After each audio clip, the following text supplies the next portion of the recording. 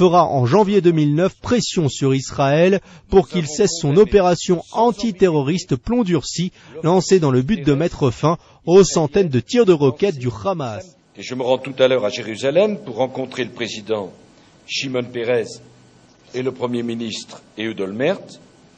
Je leur redirai, avec toute la franchise que l'on doit à un ami, que les violences doivent cesser. Un tournant, Nicolas Sarkozy n'est plus le grand ami d'Israël qui affirmait l'être. Son ton devient bien plus critique et moralisateur à l'égard d'Israël, un changement qui s'illustre une nouvelle fois lors de l'épisode de la flottille organisée par les islamistes de l'IHH turc en mai 2010. À titre personnel, après que M. Kouchner l'ait fait au nom du Quai d'Orsay, j'ai condamné l'usage disproportionné de la force par les Israéliens. Après les révélations du Canard enchaîné selon lesquelles le président Sarkozy estime que parler d'État juif pour désigner Israël est stupide, sa décision de voter lundi en faveur de l'adhésion des Palestiniens à l'UNESCO est probablement la plus choquante pour la communauté juive, car la plus symbolique. Alors que Paris restait jusqu'à présent muette sur la question de la reconnaissance de l'État palestinien par l'ONU, en affirmant vouloir favoriser les négociations de paix israélo-palestiniennes, ce brutal revirement de situation envoie un message fort. La France prend ouvertement parti pour les Palestiniens dans le conflit qui les oppose à Israël.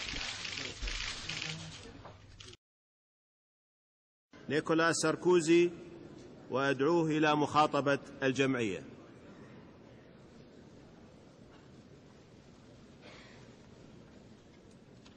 Un mois pour reprendre les discussions, 6 mois pour se mettre d'accord sur les frontières et sur la sécurité, 1 an pour parvenir à un accord définitif. Et la France propose d'accueillir dès cet automne une conférence des donateurs afin que les Palestiniens puissent parachever la construction de leur futur État. Qui peut douter qu'un veto au Conseil de sécurité n'engendrera pas un cycle de violence au Proche-Orient? Qui peut en douter? Faut-il pour autant exclure une étape intermédiaire? Et pourquoi ne pas envisager, pour la Palestine, le statut d'État observateur aux Nations Unies?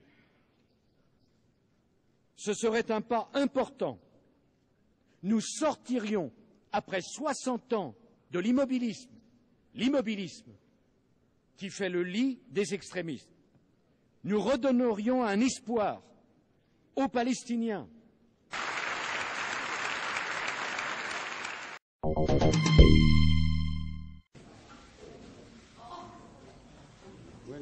Entretenu vendredi dernier avec le ministre des Affaires étrangères des Émirats, et je lui dis la condamnation sans appel de la France de ce qui n'est rien d'autre qu'un assassinat.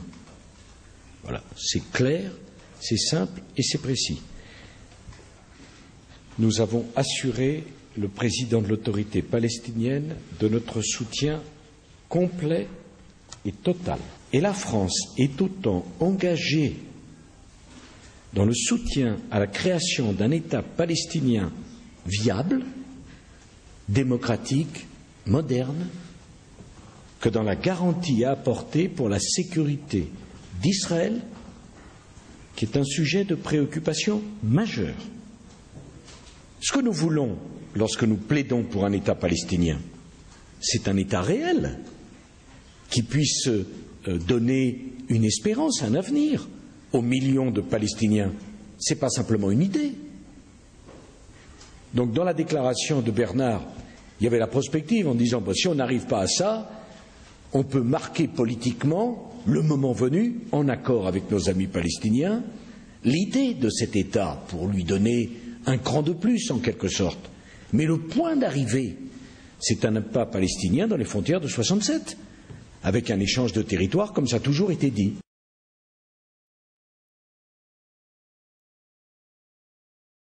Le président français Nicolas Sarkozy s'est toujours décrit comme un ami d'Israël.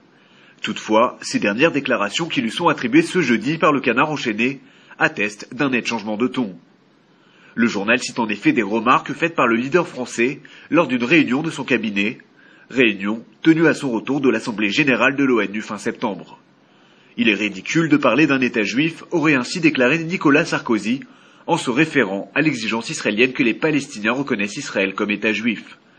Ce serait comme dire que notre pays est catholique, il y a 2 millions d'Arabes en Israël, a-t-il poursuivi. L'Élysée n'a pas réagi à cette publication. Un micro resté ouvert en dit souvent beaucoup plus que des échanges diplomatiques formels. On a appris ce lundi soir que lors du G20 de Cannes, Nicolas Sarkozy avait déclaré à Barack Obama que Benyamin Netanyahou était un menteur et qu'il ne pouvait plus le supporter. Tu en as marre de lui, mais moi je dois traiter avec lui tous les jours, a rétorqué son homologue américain selon le site Arrêt sur Image. La cause de ces fuites croustillantes, des micros déjà ouverts avant la conférence de presse Obama-Sarkozy et des journalistes qui ont pu profiter de l'échange privé. Ce sont des blogs israéliens qui les premiers auraient sorti le verbatim.